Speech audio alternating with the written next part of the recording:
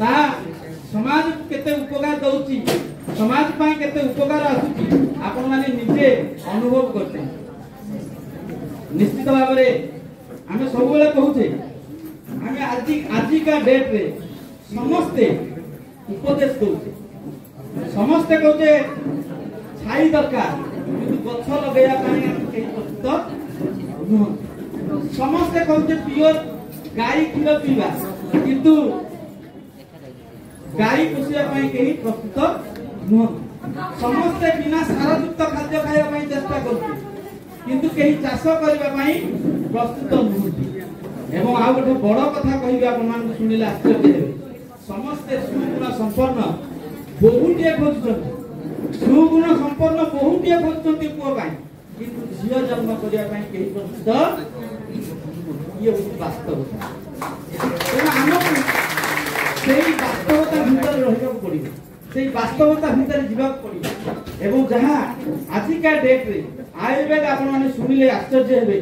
वर्तमान वर्ल्ड सारा विश्व ग्रैंडफादर होबाक जाउ आयुर्वेद ग्रैंडफादर होबाक जाउ जेनु आमे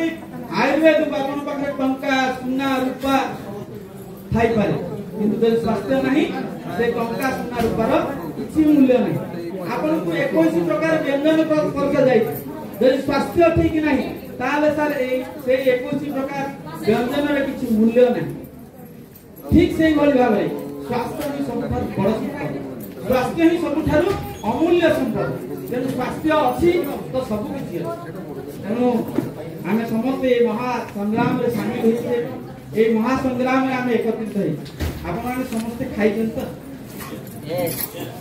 खाइछथि जो वस्त्र साहाय्य आमे समाज रे घुरी बुलिबा जो वस्त्र साहाय्य आमे समाज को उत्तम निर्देशन दबा जो वस्त्र साहाय्य आमे परिचित दबा जे निश्चित एक फ्रंटलाइन लोक कहिबो याको पाखरे किछि गुण अछि जेतबे फ्रंटलाइन लोक आपन को भय करबो सेतेबेले से आपनकर अभियोग पळे आसी जेनु आपण मान को विनम्र अनुरोध आज जेति प्रोग्राम होबो जेति हमरो सार आसी कहिबे ताको हमें नोट करबो जदि हमें नोट करछंती निश्चित भाव रे हमें नोट कमोबे एवं जदि नोट करू नांती ताले हमें नोट केबे कमै परिबा नाही। हमें एई अस्त्र को सबले पाखर रखिबा एवं किछि सिखिबा किछि नुवा कथा जानिबा को रोग पई कोन दरकार होउची को रोग हेले तार लक्षण कोन दिया जाउची बात पित्त कफ ऊपर हमर जो आधारित करी कुआ जाउची ताहाकू लोगों का आगे उपस्थापन करबा दरकार जे ई रोग पई एई लक्षण देखा जाय एवं ता पई निदान होची या सेती कहले निश्चित भाव रे आपण माने आगु को आगे परिबे जे संदेह अवकाश ना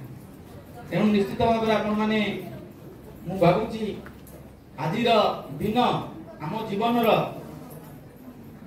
एक मूल्यवान दिन हम समस्ते अनुभव करवा एवं मुझे जयंत सार को अनुरोध करी जहाँ मत स्टेज को डाकती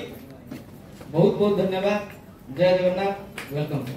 कर जाते हैं और इसका रिजल्ट ऐसे हमें मिलता है। दूसरा एग्जाम्पल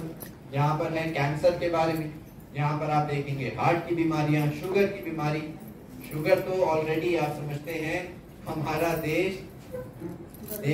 दुनिया भर में डायबिटीज का केंद्र है शुगर कैपिटल कहा जाता है क्योंकि देखा जाए 40 की उम्र के ऊपर 10 में से 5 व्यक्तियों को शुगर है। 40